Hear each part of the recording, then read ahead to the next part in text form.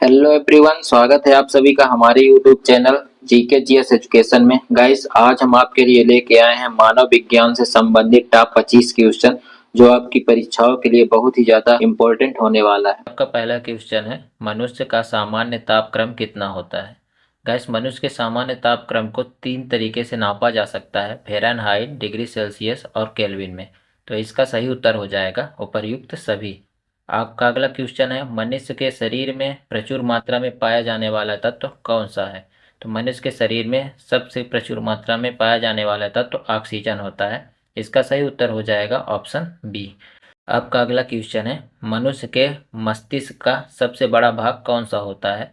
तो मनुष्य के मस्तिष्क का सबसे बड़ा भाग प्रमस्तिष्क या सेरिब्रम भी बोल सकते हैं इसको।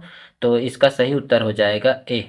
आपका अगला क्वेश्चन है, मानव शरीर का सबसे बड़ा अंग कौन सा होता है। तो मानव शरीर के सबसे बड़ा अंग यकृत होता है। इसका सही उत्तर हो जाएगा ऑप्शन बी।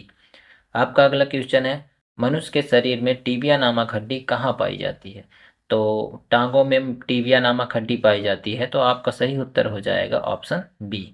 आपका अगला क्वेश्चन है, मानव रक्त का पीएच मान कितना होता है। तो मानव रक्त का पीएच मान 7.4 होता है। आपका सही उत्तर हो जाएगा ऑप्शन ए, 7.4। अगला क्वेश्चन है, मानव की शरीर की सबसे बड़ी कोशिका का क्या नाम है। तो मानव की शरीर की सबसे बड़ी कोशिका का नाम तंत्रिका कोशिका है। इसका सही उत्तर हो जाएगा बी। आपका अगला क्वेश्चन है, मानव शरीर का रक्त बैंक किसे कहते हैं। तो मानव शरीर का रक्त बैंक प्लीहा को कहा जाता है। आपका सही उत्तर हो जाएगा ऑप्शन ए। आपका अगला क्वेश्चन है, मनुष्य के शरीर में लाल रक्त का निर्माण कहाँ होता है। तो मनुष्य के शरीर में लाल रक्त का निर्माण अस्थि मज्जा में होता है। आपका सही उत्तर हो जाएगा ऑप्शन सी, अस्थि मज्जा। आपका अगला क्वेश्चन है, मानव शरीर में कितने प्रतिशत जल पाया जाता है। आपका जो मानव शरीर होता है, बॉडी होती है, उसमें कितने प्रतिशत जल पाया जाता है। तो आपका सही उत्तर हो जाएगा ऑप्शन सी, 80%। आपका अगला क्वेश्चन है, नारी की गति का संबंध किससे होता है। नाड़ी मतलब नसी होती है, जो जो हाथ में नसी होती है, उसका संबंध किससे होता है। आपका सही उत्तर हो जाएगा ऑप्शन बी, हृदय की गति से। आपका अगला क्वेश्चन है, मनुष्य की बौद्धिक क्षमता का केंद्र है। तो मनुष्य की बौद्धिक क्षमता का केंद्र थैलेमस को कहा जाता है।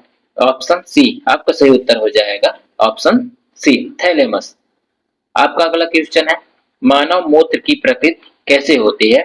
जो आप मानव मूत्र या पेशाब जिसको बोलते हैं, उसकी प्रकृति कैसी होती है। तो उसकी प्रकृति क्षारीय होती है। आपका सही उत्तर हो जाएगा ऑप्शन बी, क्षारीय।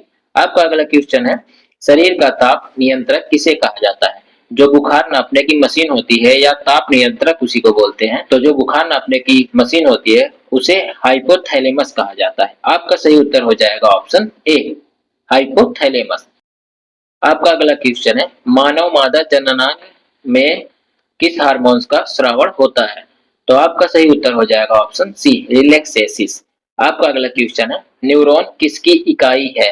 तो न्यूरॉन किसकी इकाई है। आपका सही उत्तर हो जाएगा ऑप्शन डी, तंत्रिका तंत्र। आपका अगला क्वेश्चन है, मानव हृदय की ध्वनि सुनने के काम में आने वाला यंत्र कौन सा है।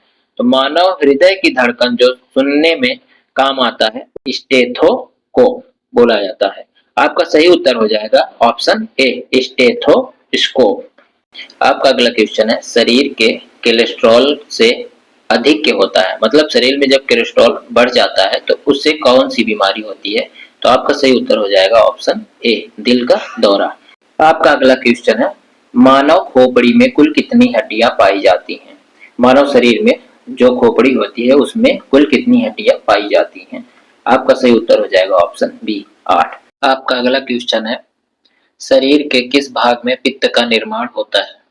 तो मानव शरीर के किस भाग में पित्त का निर्माण होता है। आपका उत्तर हो जाएगा ऑप्शन बी, यकृत। यकृत में पित्त का निर्माण होता है। आपका अगला क्वेश्चन है, मानव शरीर का ऐसा अंग जहां रक्त नहीं होता है। मानव शरीर का ऐसा कौन सा अंग है जहां पे रक्त नहीं पाया जाता है। आपका सही उत्तर हो जाएगा कार्निया। आपका अगला क्वेश्चन है, लाल रक्त कणिका का कब्रगाह किसे कहा जाता है। जो लाल रक्त कणिका होती है उसका कब्रगाह किसे कहा जाता है।